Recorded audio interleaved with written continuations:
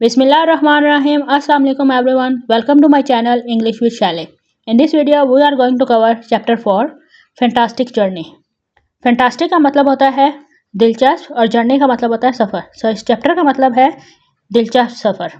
There is a saying on the page, the moon is the first milestone on the road to the stars. Arthur C. Clarke.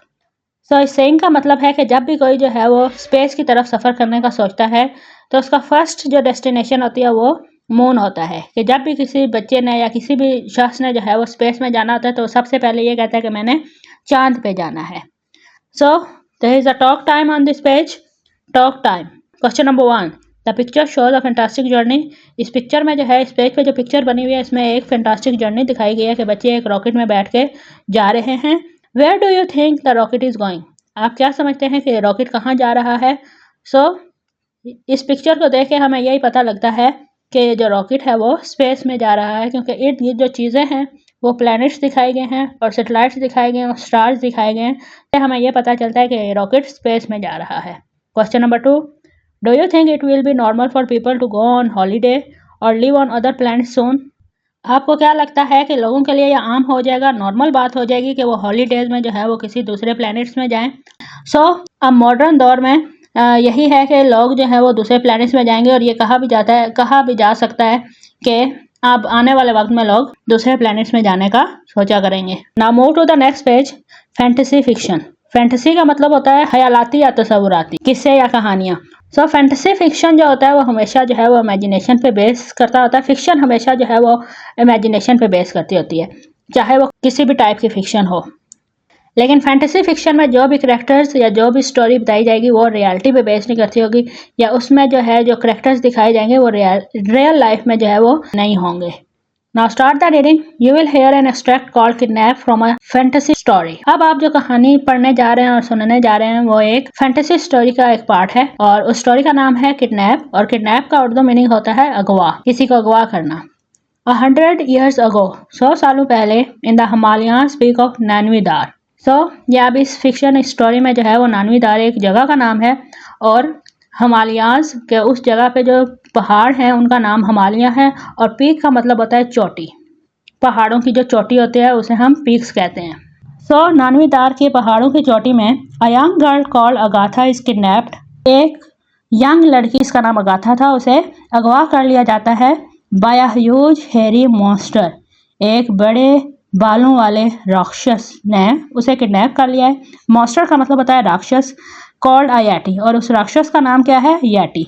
वहाँ पे जो है वो एक young लड़की को एक यैटी ने किडनैप कर लिया है. She wakes up to find herself in a place. जब वो उठती है तो वो अपने आप को उस जगह देखती है शी डजंट नो, जिसके बारे में उसे कुछ भी मालूम नहीं था. There is information on this page. Plot has a beginning, middle and end. किसी भी स्टोरी में जो है वो एक स्टोरी जो है वो एक प्लॉट पे बेस करती होती है और जो प्लॉट होता है किसी भी स्टोरी का उसकी एक प्रॉपर बिगनिंग होती है, मिडल होता है और एंड होता है. एग्जाम्पल, अगर हम कोई भी स्टोरी पढ़ते हैं कि एक दफ़ा का जिक्र है कि एक बादशाह हुआ करता था, तो ये एक बिगनिंग हो जाती है. अब सेंटर में जो है वो जब भी किसी स्टोरी का मिडल पार्ट आता है तो वहाँ पे जो है वो एक्साइटमेंट क्रिएट की जाती है और कुछ ऐसा सीन डाला जाता है जिससे जो है वो लोगों के जहनों में सवाल पैदा होते हैं कि अब आगे क्या होगा. एंड देन एंड पे जो है वो किसी भी प्रॉब्लम जो कि मिडल में किसी भी स्टोरी के मिडल में क्रिएट की होती है वो एंड पे सॉल्व हो जाती है. Then second paragraph. Characters are of 2 types. हर स्टोरी में जो है वो 2 किस्म के करेक्टर होते हैं. Protagonist are the main character. एक स्टोरी में जो मेन करेक्टर होता है उसको हम प्रोटैगनिस्ट कहते हैं. एंटागनिस्ट इज द ऑपोजिट और enemy of the main character. और जो मेन करेक्टर का दुश्मन या फिर जो ऑपोजिट करेक्टर होता है उसे हम एंटागनिस्ट कहते हैं. Then settings. The time and location where the story take place, real और इमेजिनरी. कोई भी स्टोरी जो कि रियलिटी पे बेस करती हो या इमेजिनेशन पे बेस करती हो, वो जहाँ पे भी उस टाइम और उस लोकेशन को सेटिंग्स कहा जाता है. Now move to the next page. Fantasy fiction. Kidnap, अगवा. there is glossary on the side of this page. First word is blossoms. Blossoms का मतलब होता है फूल. Flowers on a tree. किसी भी दरख्त पे जो फ्लावर्स होते हैं उन्हें हम ब्लूजम्स कहते हैं. Kingfisher. Small bright blue birds.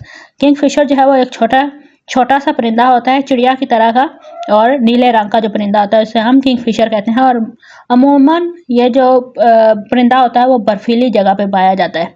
Dart thing. Moving quickly, तो डार्थिंग का मतलब होता है तेजी से चलना। Banks, side of a river, किसी भी दरिया की जो साइड होती है, जो किनारा होता है, उसे हम बैंक्स कहते हैं। सो बैंक्स का मतलब है किनारा। जैग्ड, जैग्ड का मतलब होता है शार्प, नोकदार। सो किसी भी चट्टान या किसी भी पहाड़ की जो ऊपर वाली चोटी होती है उसे नोकदार कहा जाता है और उसे जैग्ड कहते हैं। पीक, पीक चोटी को कहते हैं किसी भी पहाड़ की, top of a mountain. Glittering, glittering का मतलब होता है चमकदार, sparkling. Now start the reading. Agatha looked around, Agatha ने इधर उधर देखा। द एयर वॉज वार्म, हवा गर्म थी।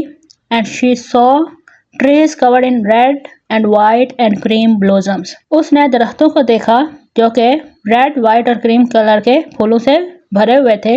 एज बिग एज प्लेट्स, और वो फूल इतने बड़े थे जैसे कि प्लेट्स हों। देयर वॉज अ स्ट्रीम, और वहाँ पे एक नदी थी, क्रिस्टल क्लियर एंड बबली, बिल्कुल साफ शफाफ और बुलबुलों से भरी हुई। With kingfisher darting about its bank, और उस नदी के किनारे पर किंग फिशर जो थे, जो छोटे छोटे परिंदे थे नीले रंग के, वो तेजी से घूम रहे थे। फार अबव हर, सो अगाथा से बहुत दूर ऊपर, एन ईगल सर्कल लेजिली, एक इकाब सुस्त रवि से चक्कर लगा रहा था। She was in a valley, वो एक ऐसी वादी में थी, surrounded on every side by jagged cliff, जिसको चारों तरफ से नुकीले पहाड़ों ने घेरा हुआ था। And then to her surprise, और फिर उसकी हैरत की इंतहा न रही। अगाथा की हैरत की इंतहा न रही। She saw the outline of the peak of Nanvidar, जब उसने नानवीदार पहाड़ों की चोटी का एक हल्का सा अक्स देखा। Glittering white in the early morning sun, जो सुबह की धूप में चमक रहा था। Perhaps I haven't died after all, शायद मैं अभी मरी नहीं हूँ, said अगाथा, अगाथा ने कहा। A few meters away from her, उससे कुछ मीटर के फासले पर, was an absolutely enormous dark brown beast. So यहाँ पे enormous का मतलब होता है बहुत बड़ा। So उससे थोड़े ही फासले पर एक बहुत बड़ा ब्राउन कलर का जो था वो एक बीस्ट खड़ा था। And then she remembered, तो फिर उसे याद आया।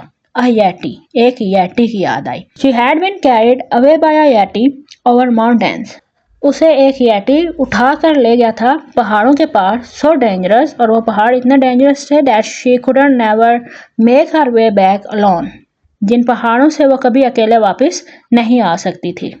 She was trapped, trapped का मतलब होता है फंस जाना, कहीं पे फंस जाना उसे हम ट्रैप्ड कहते हैं।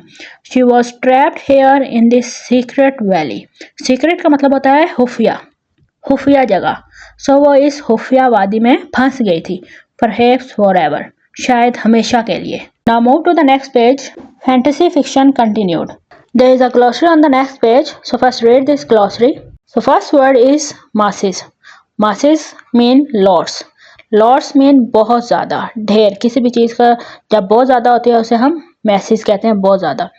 Snub, short and turned up at the end, कोई भी ऐसी चीज़ जो छोटी सी हो और आगे से ऊपर की तरफ उठी हुई हो तो उसे हम स्नब कहते हैं, जैसे चिपटी हुई जो चीज़ होती है। एरेच, एरेच का मतलब होता है कान का दर्द, pain in the ear. Next word is fierce, strong, तेज, शदीद तेज जो चीज़ होती है हम उसे हम फियर्स कहते हैं। Next word is generous, generous का मतलब होता है फराह दिल, खुले दिल का जो कोई भी शख्स जो है वो मालिक हो उसे हम जेनरस कहते हैं। विलिंग टू गिव थिंग्स और शेयर देम, सो जो फराह दिल लोग होते हैं जो कि आराम से जो है वो अपनी चीज़ें जो है वो शेयर कर लेते हैं तो उन्हें हम जेनरस कहते हैं।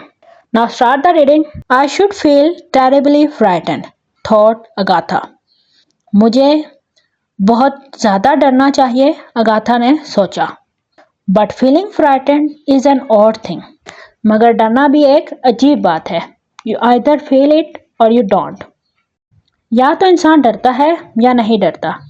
एंड अगाथा डिडंट, लेकिन अगाथा नहीं डरती। सो ये अगाथा जो है वो सोच रही है कि मुझे डरना चाहिए, क्योंकि अभी उसने जो है वो एक बीस्ट को देखा है तो वो सोच रही है कि उसे डरना चाहिए, लेकिन फिर वो कहती है कि डरना जो है एक अजीब बात है, तो अगाथा को तो नहीं डरना चाहिए। Instead, she got up and walked quietly towards the yeti. बजाय इसके कि वो डरे, वो खड़ी होती है और आराम से चलते हुए याटी की तरफ जाती है। Then she leaned forward. lean का मतलब होता है झुकना, forward का मतलब आगे की तरफ, फिर वो आगे की तरफ झुकती है and put her hand on the yeti's arm, और अपना हाथ yeti की बाजू पर रखती है. At once she was buried up to the elbow in long, cool, silky, thickly hair, masses and masses of it. तो फौरन ही उसका बाजू ठंडे, नरम, रेशमी, गुदगुदाते बालों में कोहनी तक धंस गया. Then Agatha Fillingham became the first human ever to see a yeti's face. फिर अगाथा फिलिंगम वो पहली इंसान बनी जिसने किसी येटी का चेहरा देखा था. Then there is a question here while reading. Describe the texture of the first touch of yeti. So the answer is the first touch of the yeti feel cool, silky and thickly to Agatha. Now start the reading. She thought it a most interesting face. तो फिर Agatha ने सोचा ये बहुत ही दिलचस्प face है कि Yeti का फेस जो है वो बहुत ही इंटरेस्टिंग फेस है. Yetis have huge, round, intelligent eyes as big as saucer. So yetis की आंखें बहुत बड़ी, गोल और होशियार होती हैं. As big as saucer. So saucer जो होते हैं उसका मतलब होता है प्यालियाँ, जो चाय पीने वाली प्यालियाँ होती हैं उन्हें हम saucer कहते हैं. तो yetis की जो आंखें होती हैं वो इतनी बड़ी होती हैं जैसे चाय पीने वाली प्यालियाँ. ये चीज़ जो है वो अगाथा सोच रही है. Yetis also have snub nose and big ears and the ears have a most useful flap on them. और yetis की चिपटी हुई नोज होती है, बड़ी बड़ी कान होते हैं and the ears have most useful flap on them. उनके कानों पे एक ढक्कन होता है जिसे an ear lid, जिसे हम कान का ढक्कन भी कह सकते हैं, which they can close, जो कि वो खोल भी सकते हैं और बंद भी कर सकते हैं.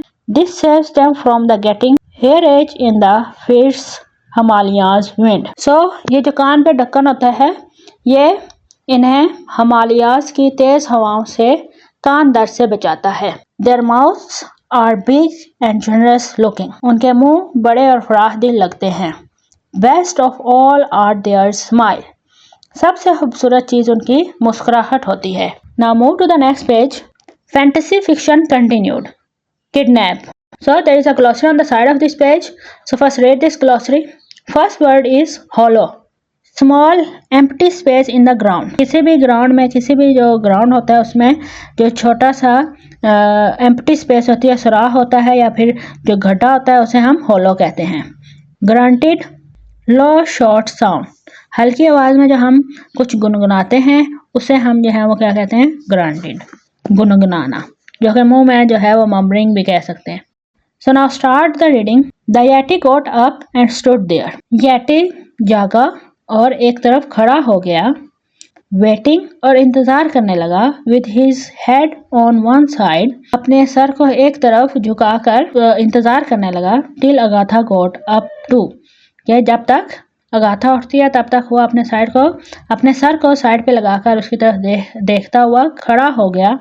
And then he began to lead her along the floor of the valley. और फिर येटी जो है वो अगाथा को वादी की सतह, मतलब जो फ्लोर होता है वहाँ पर ले जाने लगा.